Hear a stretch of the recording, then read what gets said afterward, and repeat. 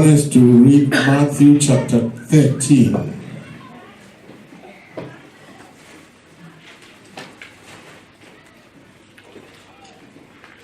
Beginning to read from 3. Can somebody close this door so that it does not disturb us?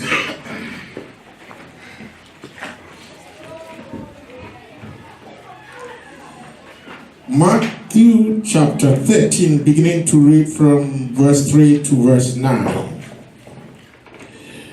Then he spoke many things to them in parables, saying, Behold, a sower went out to sow.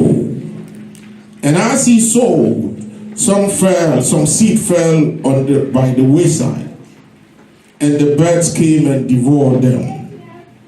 Some fell on stony places where they did not have much earth, and they immediately sprang up because they had no earth.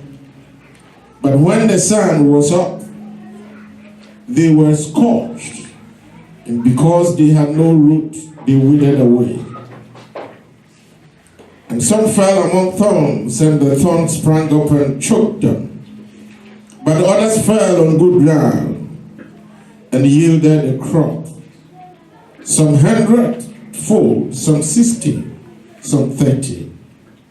He who has ears to hear, let him hear. Hallelujah. Amen. Before I go on, the Lord is reminding me to thank those who cleaned the church yesterday. I forgot. The Lord just reminded me. Amen. Hallelujah. God spoke many parables.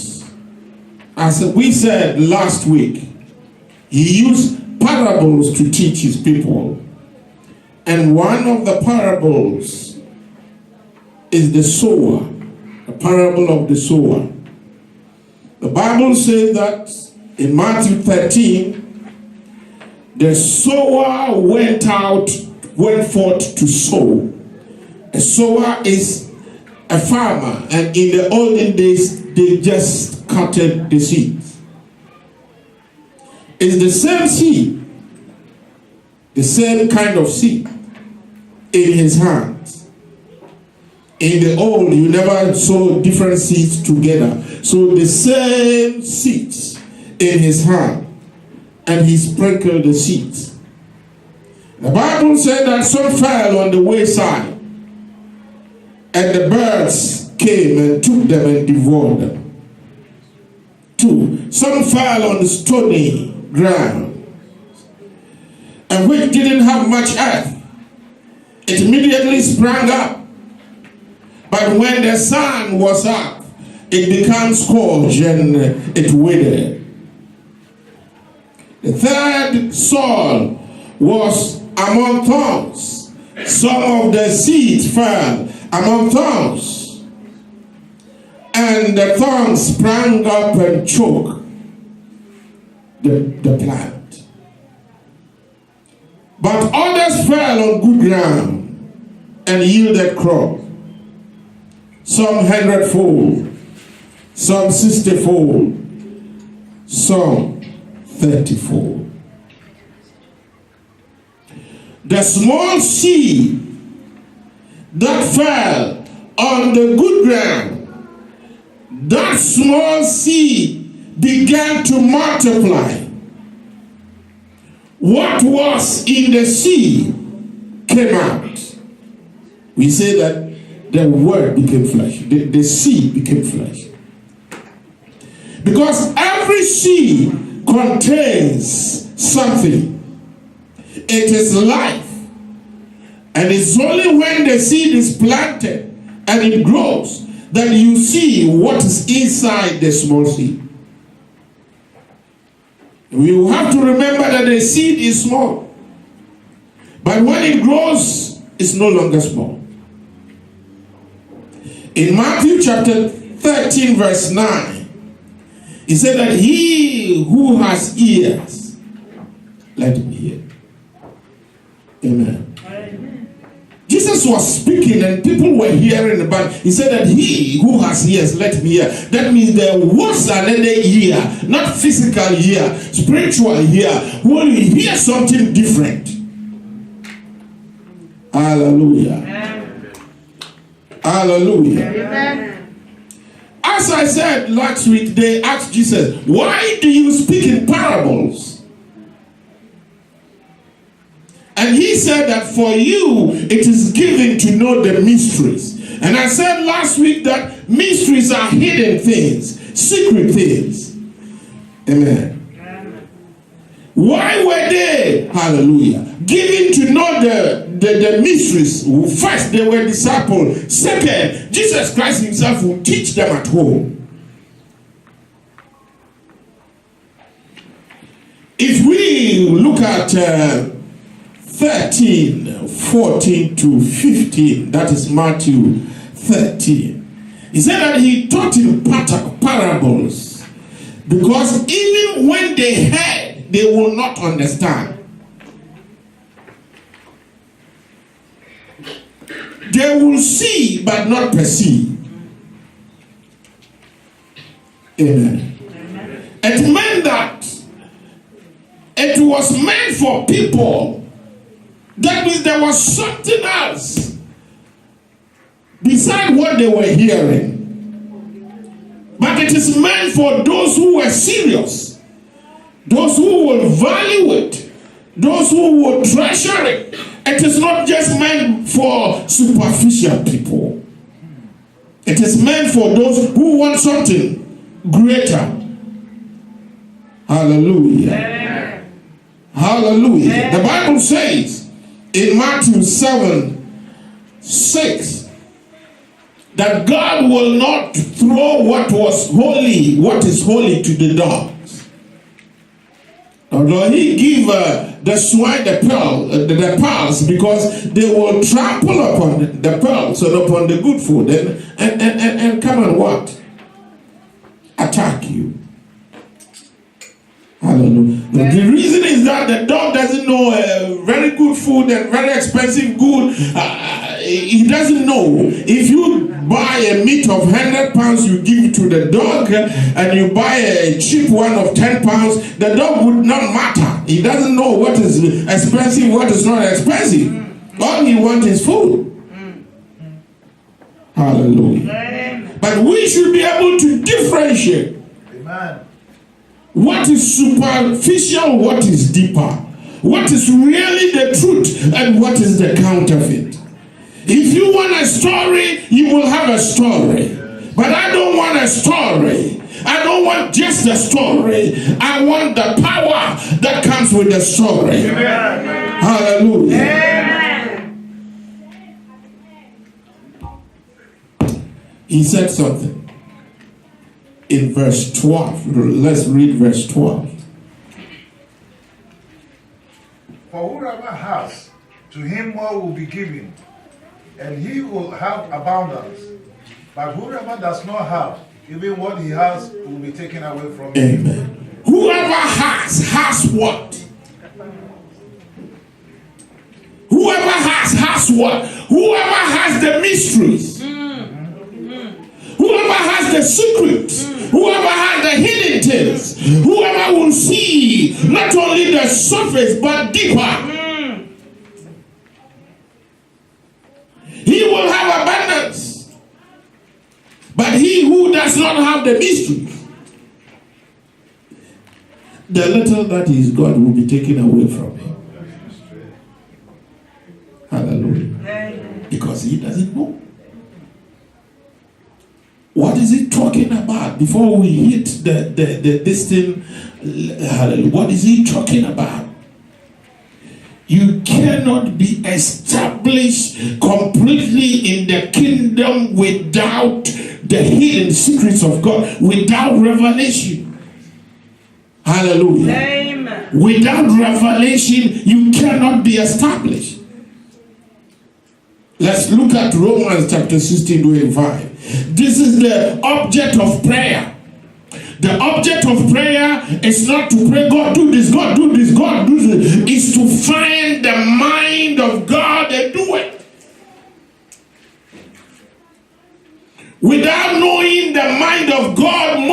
our prayers are prayed in the outer court. You are praying, but that is not the mind of God. So you must first find the mind of God. Then when you pray along that mind of God, it is established. Why? Because you are praying the will of God, not your own will. So prayer should not be said, give me, no. But God, what are you saying? Where are you taking me? What do you want me to do? Let the kingdom come. Father, what do you want? Hallelujah. Amen. Romans 16 verse 25. Now to him who is able to establish you according to my gospel and the preaching of Jesus Christ, according to the revelation of the mystery kept secret since the world began. Hallelujah. Amen. He who is able to establish you, who God is able to establish you according to the gospel and the mysteries. Amen. Hallelujah. Amen. If you don't have mystery, if you don't have it, and you are only looking at what you read, and then you will be superficial. The wind blows and it carries you away. Why? You don't have roots. Yeah. Anybody who says that is the problem with many people. They hear, hallelujah, a good word, then they go out, they hear this, they are easily blown away by every wind of doctrine. Because whatever they believe in is not established in them. Hallelujah. Amen. We need a revelation. We need to go deeper. We need to find out what is behind the surface. Whatever happens physically, there is something behind it.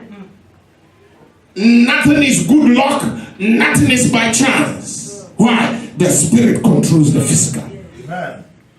It is not the physical that controls the spiritual. The spirit controls the physical. Hallelujah. Amen. One way of praying is for you to get the mind of God and to pray against it. God reveals to you what is coming tomorrow and you pray against it. What is God prays and reveals to you what is coming tomorrow. If it is good, you pray into it. Hallelujah. Amen. When I pray, one of the reasons why I pray is for revelation. Amen. Amen. Hallelujah. Amen. Bible says that when you pray, you go into your closet, you shut the door, and you pray to your Father who is in what? Secret. Amen. Amen. Hallelujah. Amen. If you are always praying at the outer court, you will not see the Father in secret. Many of our prayers are in the outer court. We don't see nothing. We don't hear nothing. We have prepared the prayer at home. And now, hallelujah. And we deliver it. Hallelujah. But is it the mind of God?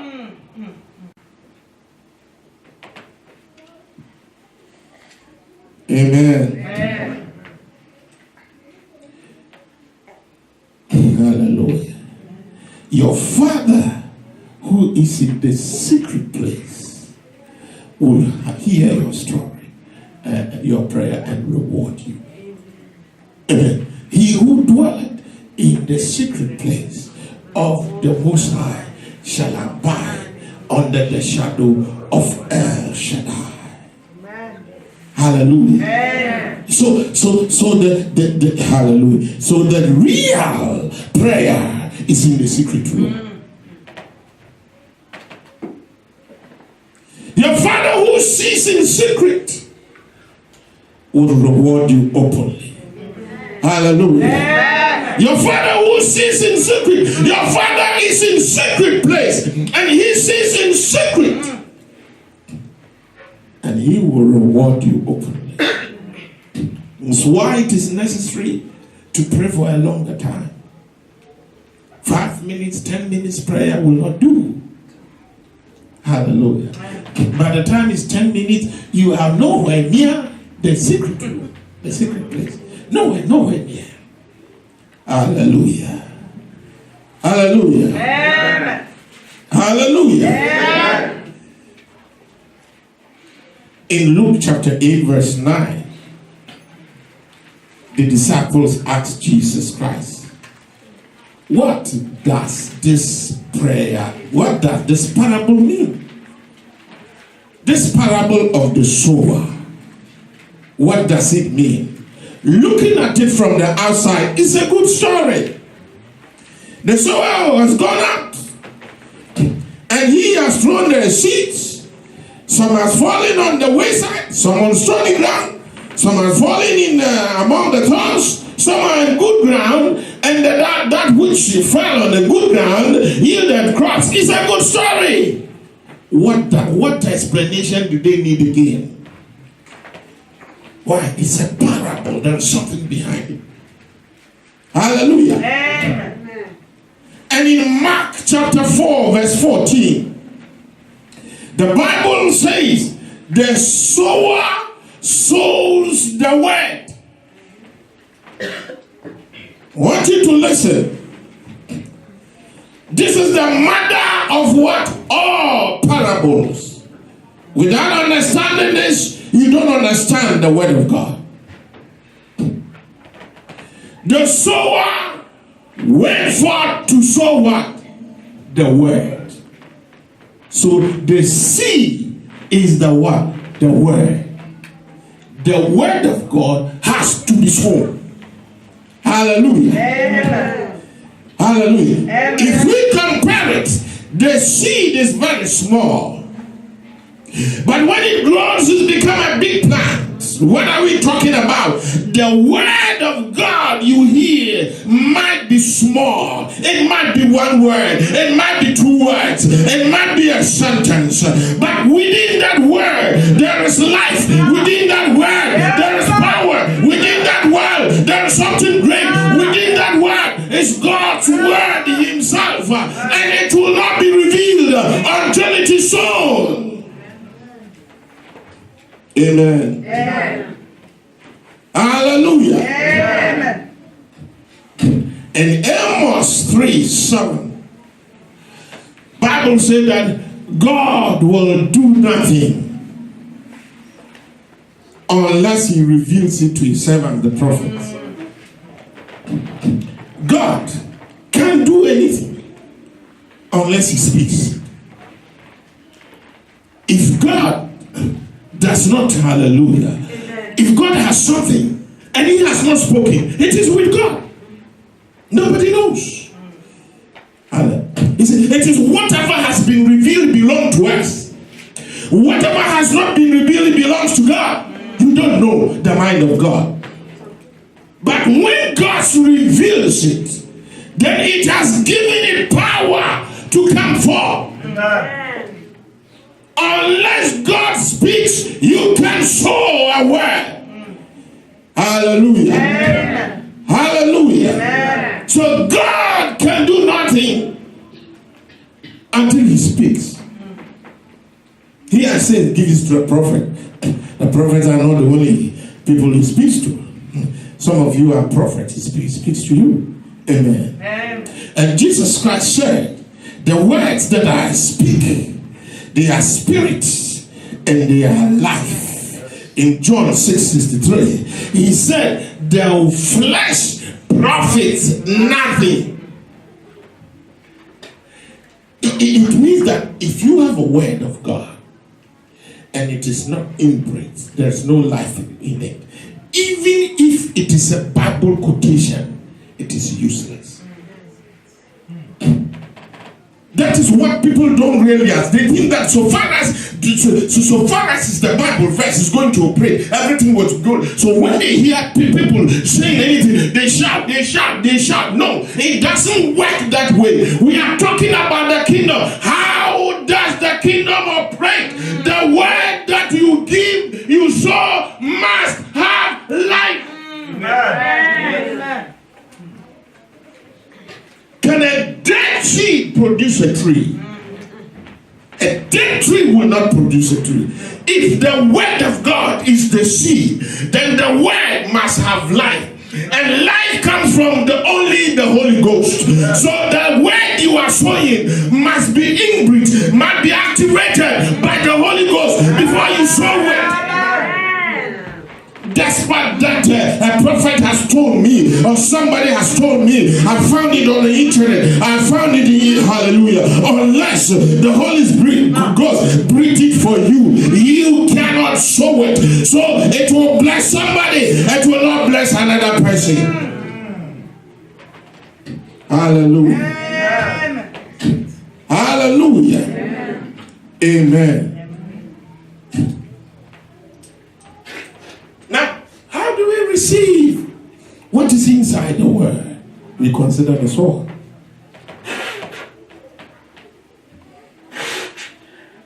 Sorry.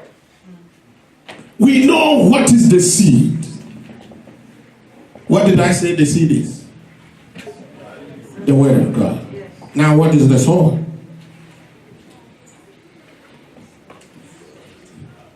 Amen.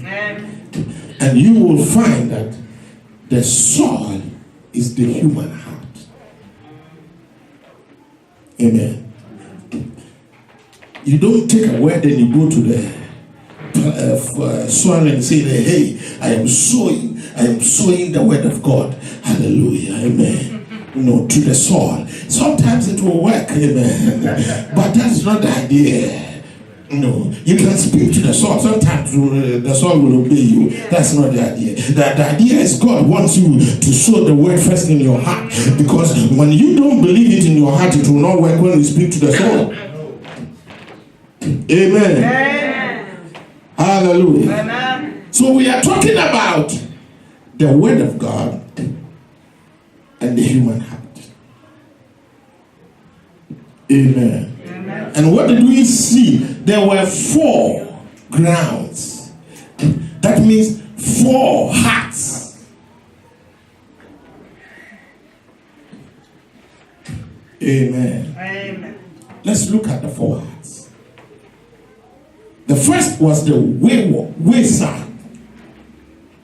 Let's look at it from the physical and look at it from the spiritual. Now, he said some of the seed fell on the wayside. What is a wayside? A wayside is a footpath that has been trodden down by constant traffic.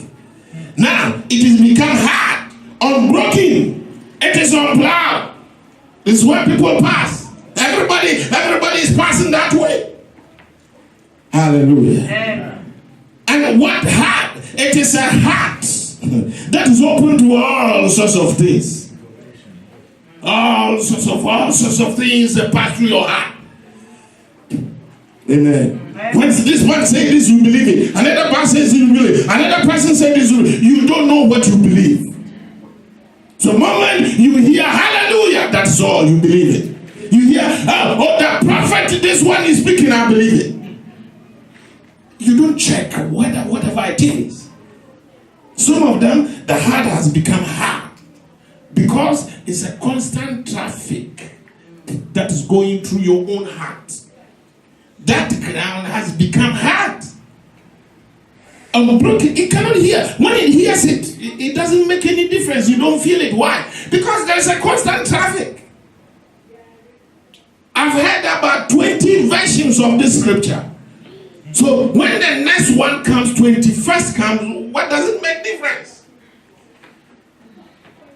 You don't know the truth. Hallelujah. Amen. So gradually your heart begins to develop resistance to the word of God because you had it too much. Because there is a constant traffic. Amen. Amen. Hallelujah. Amen. Hallelujah. That is why it is necessary to hear God. Hallelujah. Amen. You can pray over me 3 days until I hear God's word, I put it aside. Hallelujah. Amen. We come to church every Sunday, we hear the word of God. Sometimes it is indifferent. you close your mind. You heard the word of God for about 20, 30 years. Nothing has happened to your heart. That is what happened to your life. So gradually you develop resistance against the word of God without even your knowing that the word of God they are preaching, I have already decided within myself that it's not going to work for me. Hallelujah. You won't tell me. But you have developed within your heart that the word is not going to develop. The moment you develop what the word does not sink in, it cannot sink in because you have become hardened. Hallelujah. Amen. The Bible says in Matthew chapter 13:19 that when that happens, the devil comes to snatch it away. Why? Because the word you have heard, you don't value it. It's not for you. Mark 4:15 said that Satan comes and immediately takes it away. Luke 8:12 said that the devil comes and takes it away, lest you believe and be saved. What it is saying that if we can take the word of God and be humble enough and meditate upon it, it is possible that it will stick. It was possible that, hallelujah, that it will save you. But many of us, we don't meditate on the word of God. We want an instant action. Once we hear the word of God, that's it. But before the word can penetrate, you must, hallelujah, meditate on the word of God. Hallelujah. Amen. Hallelujah. Amen. No. That is a wayward heart. A wayside heart. The devil, like a bird, is looking around scouting for something that is not properly grounded. He takes it away from you. You have received a prophecy. You think that it is going to happen, but it's been taken away. And you don't even know that the word is taken away. Why? You have not made it your own. You heard the prophecy for your life, fine. But that is it. You don't meditate on it. You don't even go back to it. You don't pray about it. And you believe that, well, a big prophet has said this, so it's going to happen. No, it's been taken away. And you don't even know it. Amen. Amen. The word has been taken away. That's what the Bible is saying. Hallelujah. Amen. So whenever you hear a prophecy or you read the Bible or you want something to enter your spirit for it to become yours, then you must take a lot of time to meditate upon it. Otherwise, this constant travel with the present internet, there is always a constant travel. Anybody gets up and he begins to belch out a prayer. Anybody and his imagination is going to belch out prayer. And you want me to, hallelujah, vomit, hallelujah, receive a vomit? No, I will not receive a vomit, hallelujah. Because God does not vomit, God speaks. I'm not bringing down everyone, but many of the things that we read are not from God and it's useless. Somebody wants to be known, somebody wants to be identified, somebody wants to say it has become natural or a trend for me to pray or say something because I'm a pastor. No. If I have not heard, I'm not going to speak for you to be happy. No, that's not my style. When I hear, I speak. A time will come that you will see me on the internet, but God has not given me a go ahead now. Hallelujah. Amen. You have to be smart for you to outsmart the devil. You crowd your mind with all sorts of things that even when God speaks, you don't hear. Let's go to the second one. Hallelujah. Some fell on a what? On a stony ground. The fact is that they heard the word, and according to Luke 8:13, they heard it with joy. There was emotional attachment. You know what is happening? When we hear the word, hallelujah, there is joy in our heart. There is emotional attachment. We are happy about the word, but we don't have a foundation for that word. There is no earth, there is no root, there is no foundation. Amen. Amen. According to the Bible, Luke 8:13, we believe only for a while. Read Luke 8:13. But when temptation comes, trouble comes. Luke 8:13. But the ones on the rock are those who, when they hear, receive the word with joy, and this have no root, who believe for a while, and in time of temptation fall away. Amen. Hallelujah. Amen. All the shouting and happiness, oh, you wasted your breath and your energy. But when the trial comes, cool, you stumble. A temptation is a trial. A temptation puts you to test. You say you believe in God, He will put you to test. Hallelujah. Amen. Hallelujah. Amen. Whatever you say, you believe, and you profess must be tested. That is what it is. Hallelujah. Amen. God is my witness. The devil will test you and see whether God is your witness. That's what happens. And you know that many times we fail. Why? Because what we are saying, we are just saying it. We are not backing it up with integrity. We are not backing it up with prayer. In 1 Peter, let's read 1 Peter 1:3-7. 1 Peter chapter 1, verse 3-7. Blessed be the God and Father of our Lord Jesus Christ, who according to his abundant mercy has begotten us again to a living hope through the resurrection of Jesus Christ from the dead, to an inheritance incorruptible and undefiled, and that does not fade away, reserved in heaven for you, who are kept by the power of God through faith for salvation, ready to be revealed in the last time.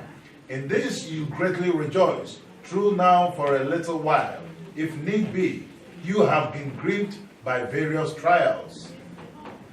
Verse 7, that the genuineness of your faith, being much more precious than gold that perishes, through it is tested by fire, may be found to praise, honor, and glory at the revelation of Jesus Christ. Hallelujah. Amen. What it's saying is that you have an inheritance, you have a blessing, and it's reserved in heaven for you.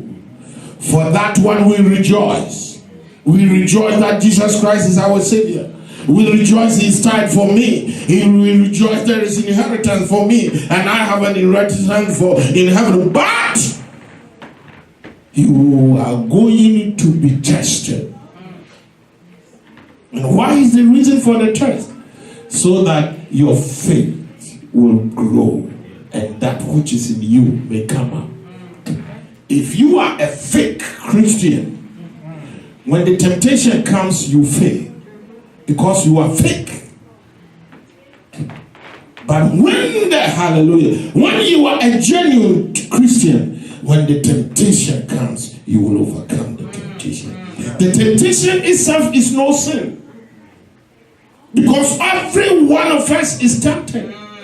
We are tempted by many things.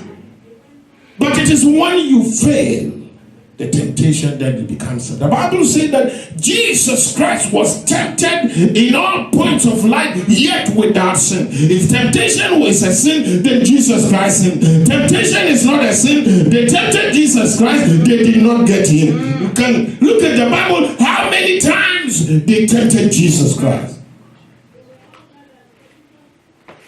Amen. They tried to get him to sin. They could not. Hallelujah. So temptation will test your faith. You say you believe in Christ, you are a very strong Christian. We shall see. Hallelujah. Amen. The Bible says that those people on the rock with the rocky heart, when the temptation comes, they what? Fall away. In Matthew 13:21, it also gives another sign of the stony heart. It says that when tribulation and persecution arises because of the word, immediately they stumble. Amen. Amen. Hallelujah. Amen. When hallelujah, tribulation and persecution arise because of the word, they stop.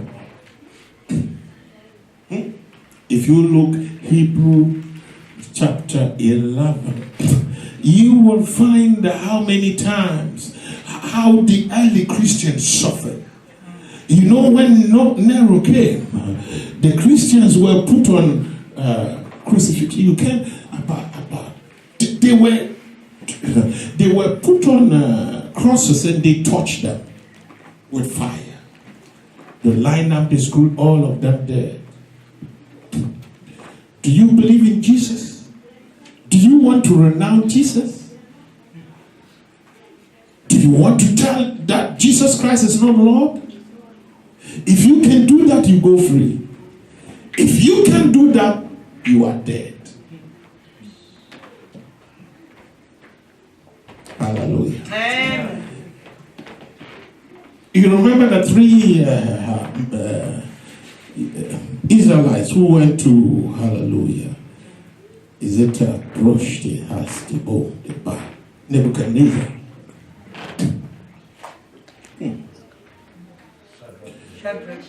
If you can worship this image, you go free. But if you can't worship this image, we're going to throw you in the fire. And it is for you to decide, okay, let me, at least, God has a job for me in future. I can't die now. At least I say it just a few minutes. And I'm free. Oh yes. It's okay. I mean, I have children and this at home. I can die. Amen. You say you believe in the living God. It's being tested. But when the three people, what did they say? He said, okay, don't even go any further. Don't even venture there. We are not going to bow to an image. If you like, kill us. And the king got mad. Really mad. Hit that thing 7 times. Amen. Amen. Let your living God that you serve, let him save you. Amen. You know what happened? You know the story. That is why I'm not going deep in the story. So they threw them into the fire. And the king went and he said that they were not 3, they were 4. The fire could not harm them. Hallelujah. The fire could not even harm their lives. God is greater than the fire. God himself is the fire. Hallelujah. The fire passes fire. Amen. Amen. Hallelujah. Amen. Now the Bible says,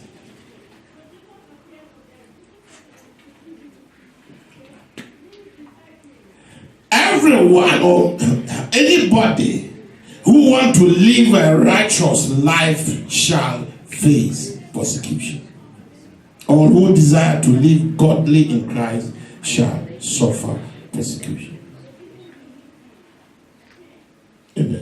It's not saying some. Everybody who wants to live godly in Christ and suffer persecution. He said that there are many afflictions of the righteous, but the Lord delivered them from them all. The righteous suffer affliction. They suffer persecution. You know what God told Paul? I will show him how much he must suffer for my name's sake. Why? If Paul is going to serve God, why he should not suffer affliction? But it was Jesus who he said, I will show him. Paul was a killer. He was maltreating the Christians. He was after Christians. I'm going to show Paul what he must suffer in my name. And every time Paul, whatever Paul ever went, they would chase him, they would beat him up, they would stone him, everywhere he had trouble. But God delivered Paul from them all. He even had an affliction of the demon. He said, Peter, God, take this from me. God said, I won't take it.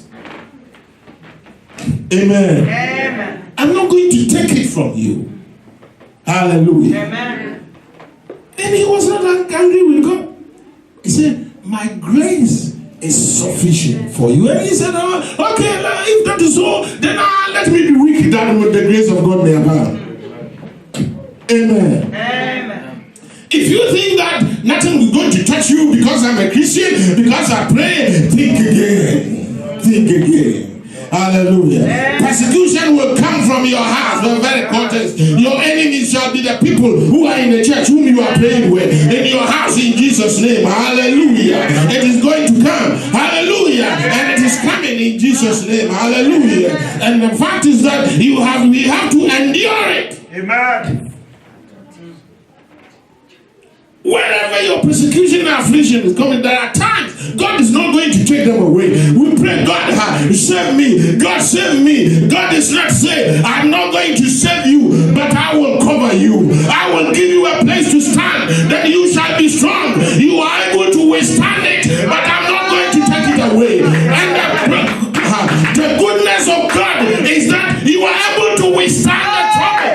Whatever the enemy throws at you, whatever the people say, whatever the people will, hallelujah, slander, you are going forward. You are going forward. You are going forward. And they begin to wonder, what is wrong with this person?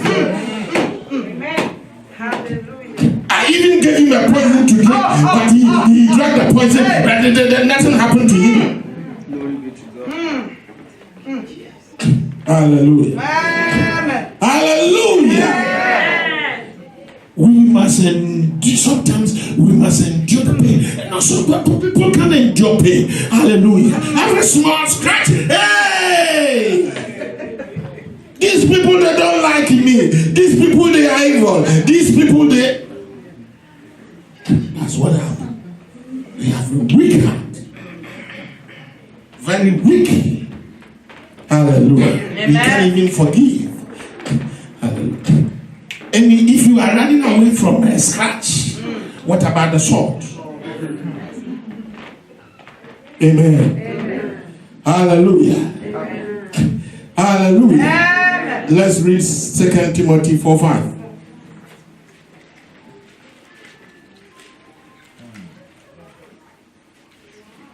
2 Timothy chapter 4, verse 5.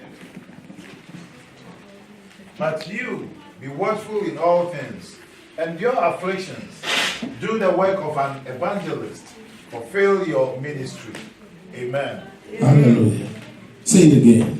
But you, be watchful in all things, endure afflictions, do the work of an evangelist, fulfill your ministry. Amen. Endure affliction. Why should I endure affliction? Because it is part of the deal. Amen. Hey, listen, it's part of the deal. Those who are crucified are those who are resurrected. You have a blessing, but you will receive it through affliction. That is what it is. That is the kingdom way. Hallelujah. Amen. If anybody tells you that, oh yes, you can get affliction, everything will be cool, that is not the kingdom way. That is a counterfeit way. Amen. Amen. We don't tell new beginners that way. We don't talk about these things. Because we want them to enjoy their honeymoon for some time. The honeymoon will go on for some time. Then Jesus will corner you. Somewhere you will begin to grow. You begin to grow. You begin to grow character. You begin to be strong. You begin to persevere. You begin to have the character of Jesus. Amen. Amen. Hallelujah. Amen. So when somebody comes to the Lord first, don't tell him these things. Telling you because you're mature. Hallelujah. Amen. Amen. Amen. God, Jesus will do everything. He will be a changed person. Jesus will cover your problem. Jesus will care for you. That is true. But the time comes, he will want you to grow. Amen. Amen. A child begins to walk after some time. Hallelujah.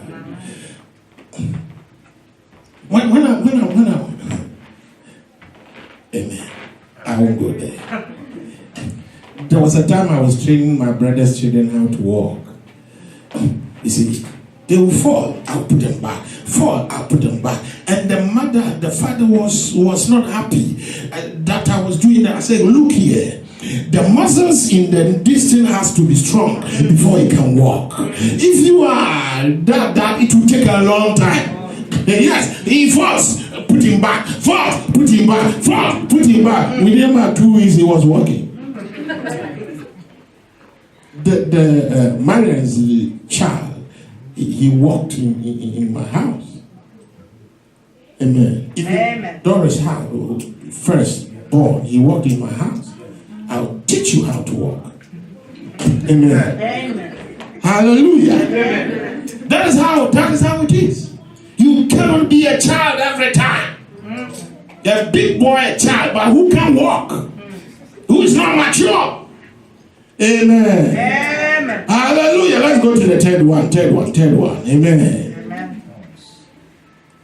Thorny ground. Some fell on thorny ground. Those who are there received the word of God.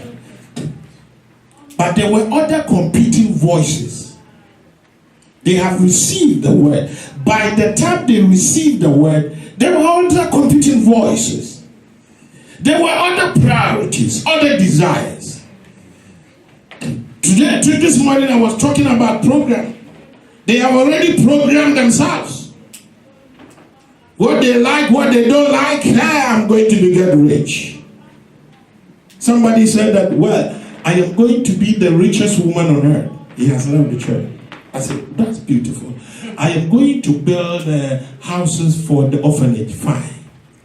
Then I realized, is it the orphanage you want to build or you want to be rich? Which one are you going? You see, when I become rich, then I build orphanage for this. I saw that is wrong. You are building orphanages because you are rich, but you don't have see that's the great difference. You don't really have the love for them, but it is what God gives you, then you give some out. Amen. Amen. Hallelujah. Amen. Then later on he cornered me, he said, the pastor, sell me some bread. I said, no, I don't sell to people like you. Hallelujah. Amen. Hallelujah. Amen. Some of us, our already minds are programmed for the money, for this, for that. So when we hear the word of God, we look the word of God through that mirror.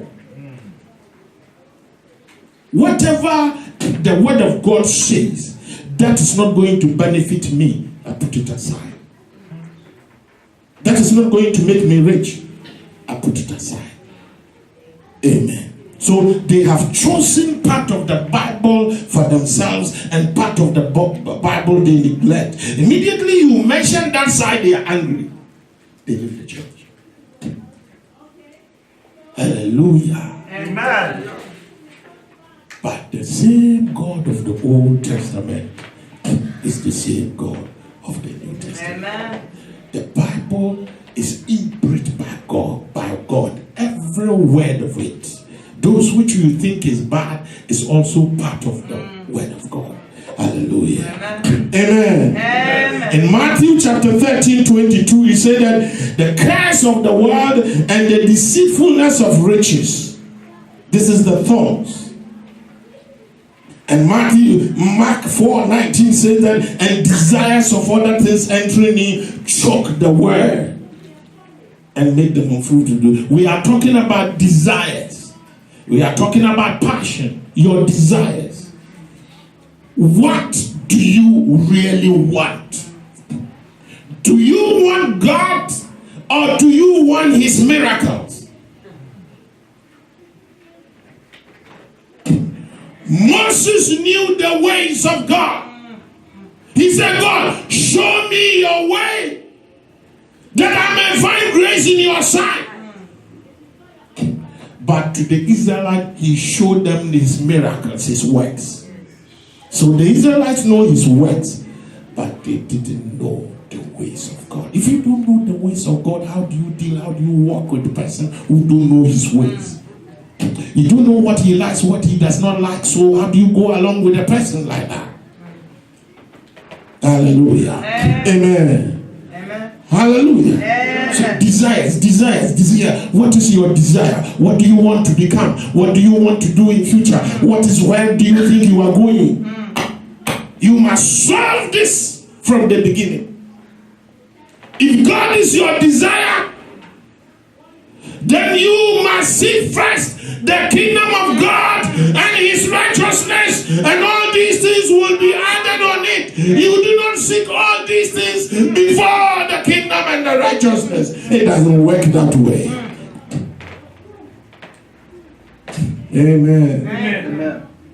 Hallelujah. Amen. You trust in God. Hallelujah. You trust in God. We all say we trust in God.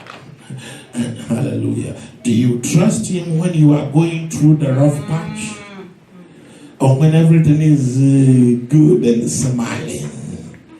Amen. Everything, when people say, oh, I thank God for my life, everything is good, everything that is true. Are you going to thank him when everything turns bad?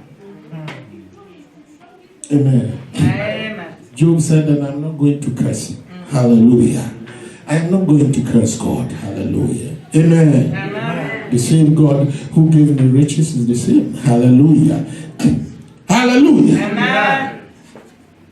The Bible says, Luke 18:24. Jesus was talking about the rich ruler. And he said how hard it is for those who are rich to enter, who have riches to enter the kingdom of God. Hallelujah. Where is this coming from? Amen.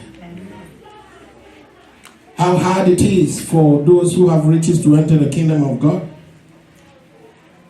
It is easier for a camel to go through the eye of the needle than those who have riches to go to, hallelujah, to go to heaven. Amen. Amen. Does it mean that you have to be poor and serve God? That a poor man, you are holy because you are poor? I don't believe that.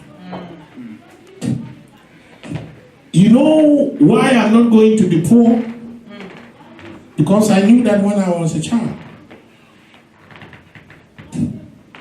Amen. Amen. It's not, I didn't even read the Bible. But I said I was not going to be poor. Hallelujah. Amen. Paul said that when I have it, I am happy. When I don't have it, I am happy. I know how to have it and how not to have it. Because it's the same God. Hallelujah. Amen. No, you don't have to be poor to serve God. Change that idea. The white men, when they came, were brought Christianity. Amen. They took our gold and brought the gospel. You will be poor, I will be rich. Hallelujah. Amen. So our early fathers taught that you need to be poor before you serve God well. That is wrong. You know why it is wrong? Because God owns everything.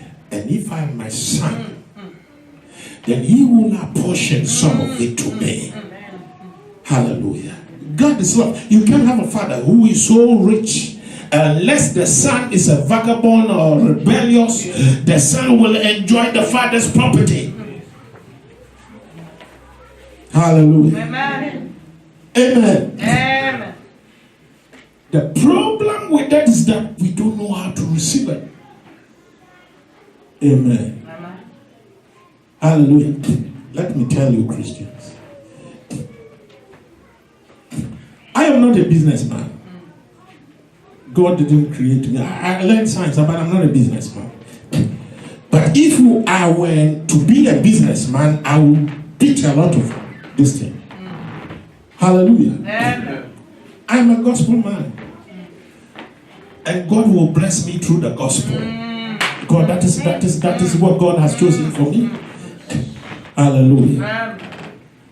I am a servant of the gospel, and God will bless me through the gospel. But there are some people, Christians, who are not ministers. God has blessed them with the knowledge of how to make money. You have got to know how to make money before you can make money. Jesus was saying that the children of the world, they are smarter than us because they know how to make money. They are able to do whatever they will do to get money. But we cannot take advantage of what we have to get money. Amen. Amen. Hallelujah. Amen. What am I saying? Amen. Sometimes you have to update your wisdom to get the money. Even when you are blessed with money, God will have to channel the money through something. Amen. Hallelujah. Amen. If God tells you to go and sell tomatoes, that is where your blessing is. Because you can have 100 people selling tomatoes on the same line, but you will get richer. Why? Because it's the word of God. Hallelujah. Hallelujah. Hallelujah. Amen. Somebody was in this church years ago, said that I want to set up a fish and chip shop. Good. I went to the place to bless the place, and I asked him, there was fish and chip shop here. Somebody was using the same place for fish and chips. Why did the person leave? He's saying that the business was going down and it was not selling. Then you didn't make any research. Why the business was going down? You didn't make any research about the location and the people there. Then you have bought the property, and I am praying over this one. Anyway, I'm going to pray. I am going to pray, but make your what? Research. Why people are running away from this place? Amen. I went there more than 10 times. Anytime the business, I go there, pray, I go there, pray. Finally, he sold the place. Hey, this man make research. No, that is why these people who are not Christians, they beat it. They sit down, they make research. If I place this business here, it will sell for this reason. And this, they don't have God, but what? It is going to his work. But you have God on top of your research. Hey, you will beat him. Hallelujah. Amen. The Bible says in Proverbs 10:22, the blessing of the Lord maketh one rich and added no sorrow. The blessing of the Lord maketh one rich and added no sorrow. You are not saying amen to that. Amen.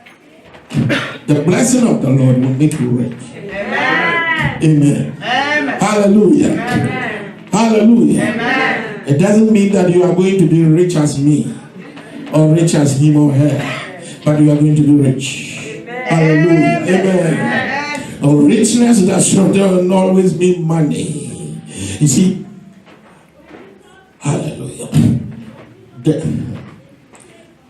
One of the most expensive wealth is not money. You are going after money. The most expensive wealth is not what? Money. You know what it is? Wisdom. Knowledge. I think I have not gone to my notes, but I think money comes about fourth or fifth. But there are things. Look at the Bible. It is better to have a good name than riches. So money is not the highest wealth. If you have a good name, if for example I have a very good name, everybody knows me, that I'm a man of integrity. Yes, I go to the bank and say I want £1 million. They will not even ask me for a collateral because of my name. That's what it is. But if they don't know you, they bring the heat. Tell me what you ate in the morning. What did you eat in the afternoon? What did you eat in the evening? What is your rent? What is your water bill? What is your light bill? Now, they will ask everything. What? They don't know you. Amen. Amen. There was a time the church asked bank for money. I filled a form about 3 or 4 times. I fill a bill and I fill it again. And they will ask this and they will ask this. And I got tired. What is this? The little money I'm asking for, what is this? I don't even want the money. Hallelujah. Amen. They got you tired so that you run away. But if you have a good name, you go to the bank. They give you. Amen. Amen. The good businessmen, tech businessmen, when they go to the bank, if they know them, they don't treat them like that. Why? They have a name. So a name is better than riches. Now, in Proverbs 18:11, let's read it quickly and go on. I hope you are listening. Yes. Hallelujah. Go. Proverbs 18:11. The rich man's wealth is his strong city, and like a high wall in his own esteem. Yes. This is why a rich man will find it difficult to go to heaven. Why? Because a rich man has made his riches his city, a walled city, an enclosed city. You don't come to my city. Amen. Amen. If you have a very queer rich man, many rich people are queer. They don't want you at their door. They don't want to deal with you. You are not their class. When they talk, they don't talk hundreds, they talk thousands. When you go with your £100, they know where you come from. Because he doesn't mention 100. When they go to buy bread, they don't get the change. What are they going to do with change? You know, sometimes I stuff change in my pocket because I know I'm going to go to Tesco. Tesco, they like change. So I go to the machine. That is where I dispose my change. Pennies, all the pennies, they go to them because they recognize. Hallelujah. Amen. Amen. Hallelujah. That's what, you know, if you don't want your change, you give it to me. I'll go to Tesco. Hallelujah. What is he going to do with the change? When a rich man, what is he going to do with pennies? 5p. 5p is small. What is he going to do with it? Hallelujah. Amen. He has has made his riches his strong city. This is where he is. This is where he is protected. His salvation is there. Everything he has is there. And he has made him his own esteem. The word esteem means imagination, idols, image. That means it is what he worships. But do you know what? Sometimes these rich people, they need people like you when they go to the hospital. They need nurses. They need cooks. And they will find that they are not exempt from diseases and illnesses. With all their money, they need salvation. Hallelujah. And salvation comes from what? Jesus. He said that the name of the Lord is a strong tower. And the righteous do what? Amen. And I said, hallelujah. So don't envy them. The Bible says don't envy the rich people. Hallelujah. They have problems more than you. I'm telling you, they have problems. Sometimes they don't sleep. Hallelujah. You know, when I hit my bed, I'm gone. Hallelujah. A rich man will think about 2 a.m. He's thinking what to do. Hallelujah. They have more troubles than you. Whatever they pretend, don't mind about them. Amen. But the name of the Lord is our strong tower. And when we go in, we are saved. Hallelujah. The last one is a good heart. You know, some fell on a good ground. That is a good heart. And Matthew chapter 13:23 said they hear and understand it. Amen. Because they approach it, according to Luke 8:15, they approach it with a good heart and with nobility. They are patient, they are persevering, they are in humility, in brokenness. They are not proud, they are not stubborn, they are bowed down their head to know the word of God. And they have removed the stones, they have removed the water thorns from their sword. Amen. Amen. If you have stones in your soul, if you have thorns, if you have desires that are not right, remove it. Hallelujah. Hand it over to God. Amen. Amen. And the Bible says that they bore fruit. What is saying that the word of God bears fruit in a good heart. Amen. Amen. We all hear the word of God, or we all read the Bible, but the word of God will produce something only in a good heart. You can hear the word of God year after year. You can confess it until you are tired. I know somebody, my senior brother, he went to see a quack prophet, and he said Psalm, I've forgotten the Psalm, say Psalm 1, let me say Psalm 112, say it about 200 times a day. So my brother, my senior, will be saying, what sort of punishment is this? 200 times.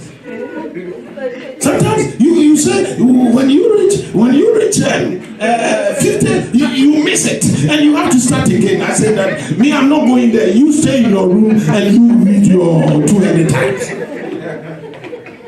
Hallelujah. Amen. Amen. Amen.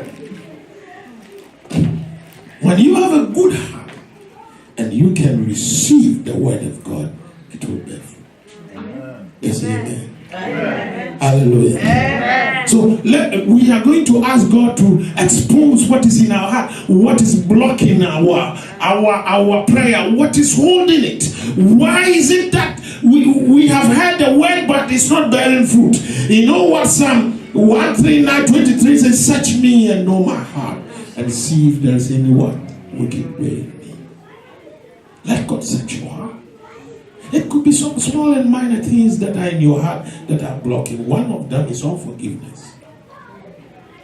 Hallelujah. Amen. The Bible says that Jesus, who is the Word, became flesh and dwelt among us. And we beheld his glory, the glory as the only begotten Son of God. Hallelujah. The word will not manifest fully until we deal with our hearts. Out of the heart comes the issue of life.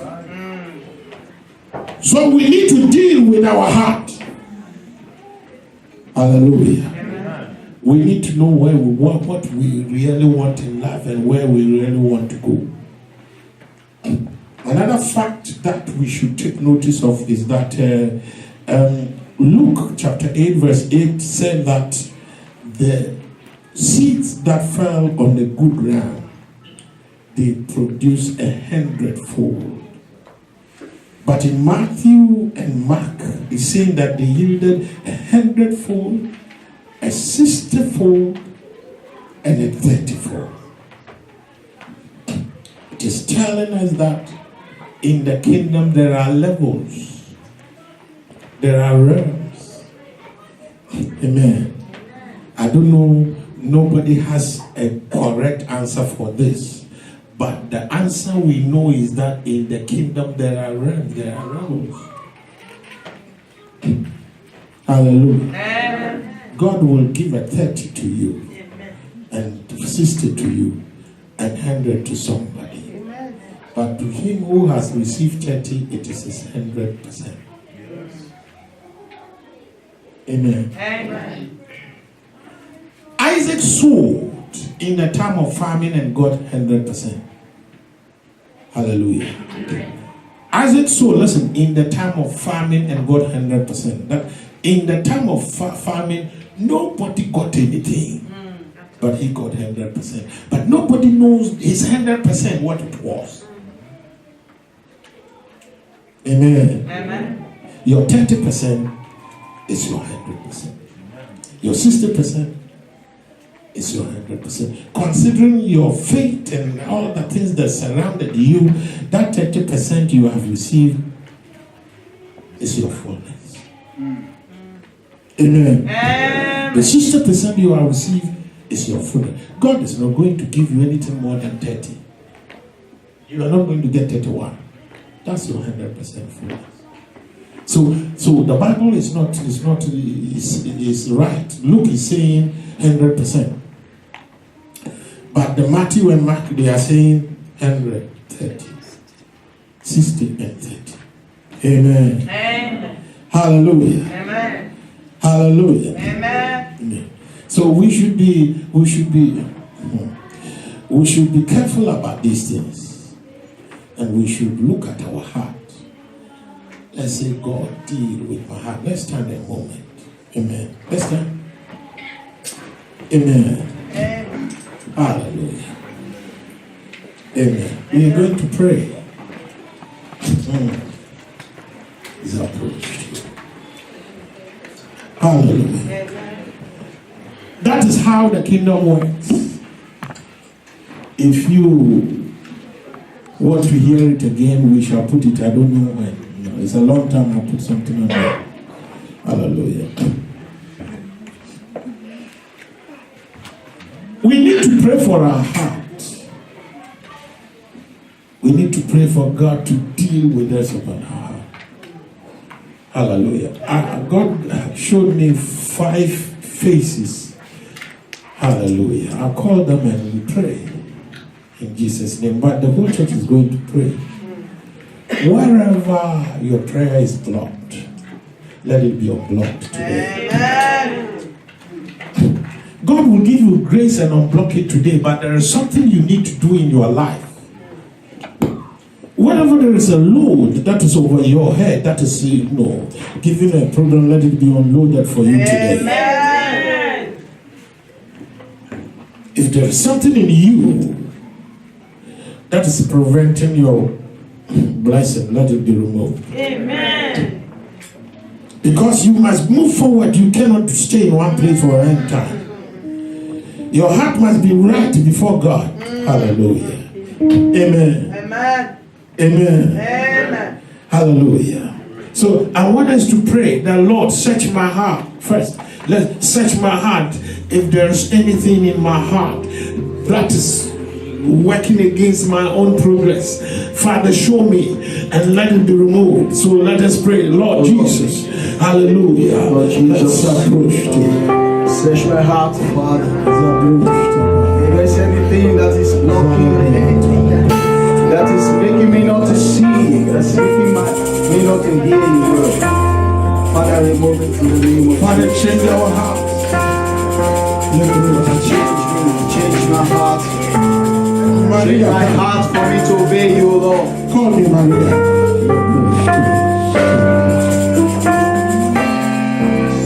I will pray for. I don't know what five people first, but it's a prayer for Jesus. Sister, follow you. I want you to that these are the faces I saw. Let God remove something of load or whatever. Jesus. There are two more people. Kofi and Lucas. Let me pray for them.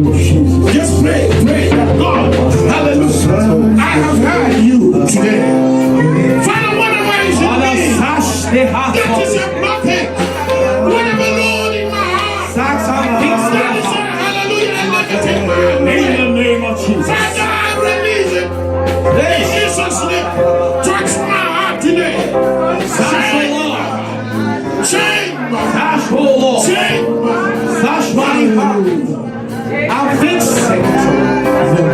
If there is anything, oh Lord, for me to fix in my heart, anything that's Blocking you. Father, this Blocking you. Father, Blocking you. And remove it. Whatever is holding you up. Father, in the name of Jesus.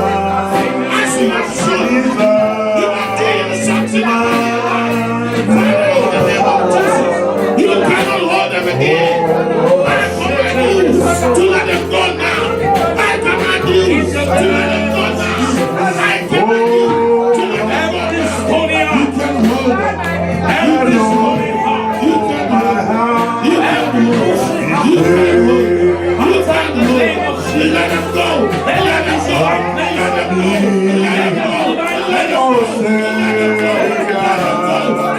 go. In the mighty name of Jesus.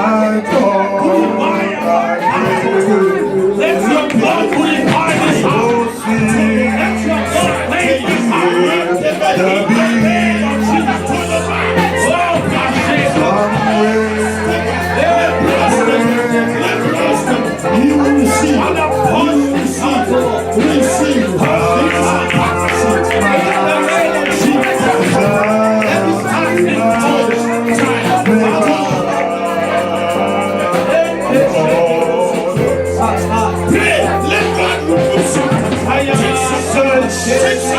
Search my heart, oh God. Hello, my heart. I need your hands. Search my heart. Taste my heart. Purify my heart. In the name of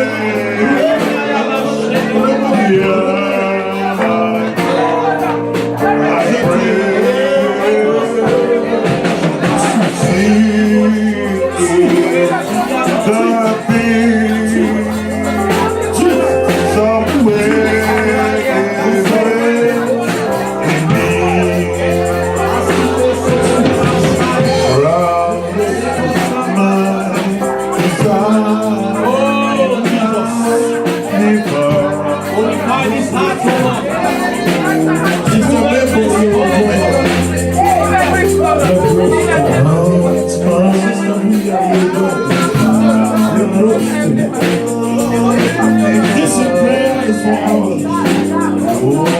The faces I see as those are poor, but it's for all of us. It's all. Something must break off you today. In the name of Jesus. Something must break off you. In the name of Jesus Christ. I break every shackle that binds you. Every shackle that is holding you.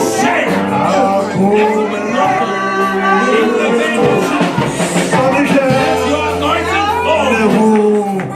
Let your anointing